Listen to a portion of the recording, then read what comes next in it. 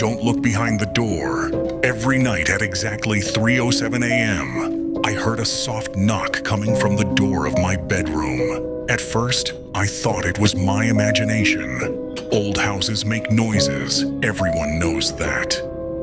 But the knocking was always the same. 3 slow knocks.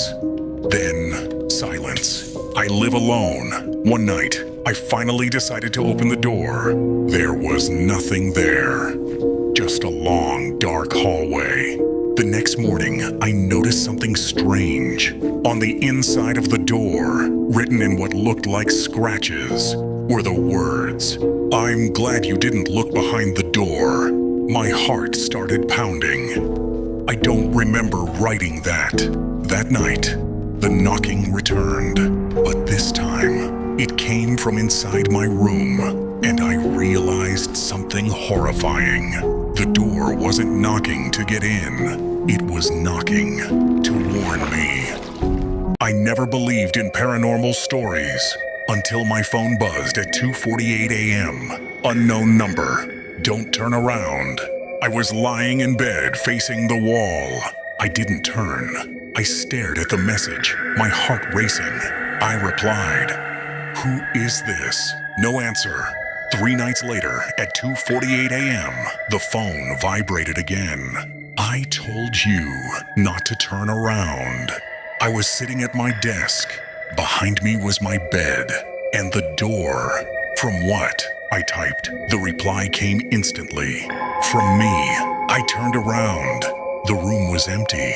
Then another message appeared. "You shouldn't have done that." After that night, things changed. My phone showed photos I never took. Missed calls with no timestamps. One photo froze my blood. It was me, sitting at my desk, taken from behind. Time, 2:47 a.m. I called the police. They found nothing. The messages continued. Every night, same time. "I'm closer. Stop checking behind you." I stopped sleeping. One night, I set my phone to record while I slept. The video was normal. Until 2:48 a.m., the door slowly opened. Something tall stepped inside. Its body was wrong, twisted, unnatural. It stood behind my bed and leaned down toward my ear. The video cut off. My phone vibrated. "You finally saw me." I ran. I left my apartment and checked into a motel. I turned off my phone, unplugged everything. I thought I was safe. Then I heard 3 slow knocks on the bathroom door. My phone lit up. 2:48 a.m. You turned around once. Now it's my turn. The voice in the baby monitor. I don't have children. That's important.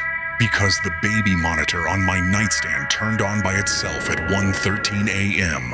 At first, I thought I was half asleep.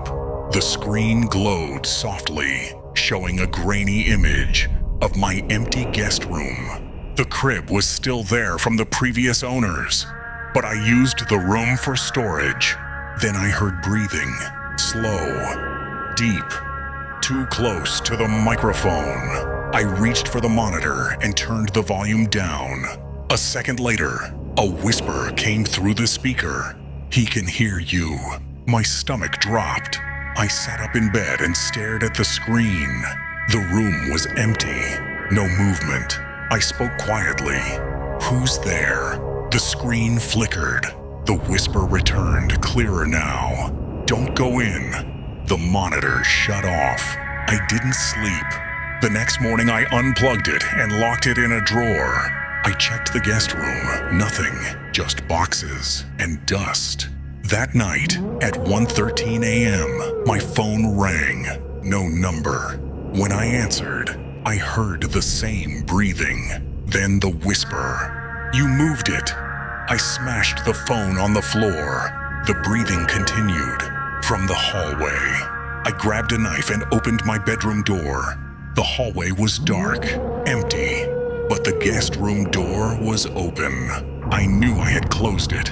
The baby monitor was back in the crib, plugged in, turned on. The screen showed my bedroom. From the corner of the ceiling, I saw myself standing there, holding a knife. The whisper spoke one last time. "He's behind you. Someone is using my reflection." It started with something small. One morning, I brushed my teeth and noticed my reflection blink a second later than I did. I laughed it off. Tired eyes, bad lighting. But the next day it happened again. I raised my hand. My reflection followed. Late, just a fraction of a second, but enough to make my skin crawl. That night, I stood in front of the bathroom mirror and stared. Minutes passed. Nothing happened. I sighed in relief and turned away. Behind me, I heard a soft voice. "Don't stop looking." I spun around. The bathroom was empty, but my reflection was still staring at me, smiling. I wasn't. Over the next few days, mirrors felt wrong. My reflection moved when I didn't, tilted its head, watched me sleep. Once, I caught it pressing its hand against the glass from the inside. The mirror was warm. I covered every mirror in my apartment, bathroom, bedroom, hallway. That night, I woke up to the sound of glass cracking. I ran to the bathroom. The mirror was uncovered and empty. No reflection, just darkness. Then my phone buzzed. Unknown contact. "Thank you for letting me out." I screamed and ran to the hallway mirror. I was there, but something else stood behind me. It was wearing my face perfectly. It leaned close to the glass and whispered, "You can have the mirrors now." I live without mirrors. I shave by touch. I avoid windows at night. But sometimes, when my phone screen goes dark, I see someone else looking back, smiling. The elevator that doesn't exist. I live on the 7th floor. That's important, because the elevator in my building has a button for the 8th. No one ever talks about it. I noticed it during a blackout. The hallway lights were off, and the elevator panel was glowing faintly. Between 7 and 9 was a scratched, yellowed button marked 8. Curiosity 1. I pressed it. The doors closed too slowly. The elevator began to rise, past my floor. The screen flickered. 7, 7, 7. Then it changed. The elevator stopped. The doors opened. There was no hallway, just a long, narrow corridor, dimly lit, stretching into darkness. The air smelled old, wrong. I didn't step out. The doors started closing on their own. From the corridor, I heard footsteps, running toward me.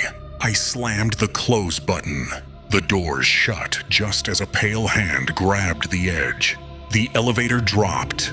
Hard. The doors opened on the first floor. I ran home using the stairs.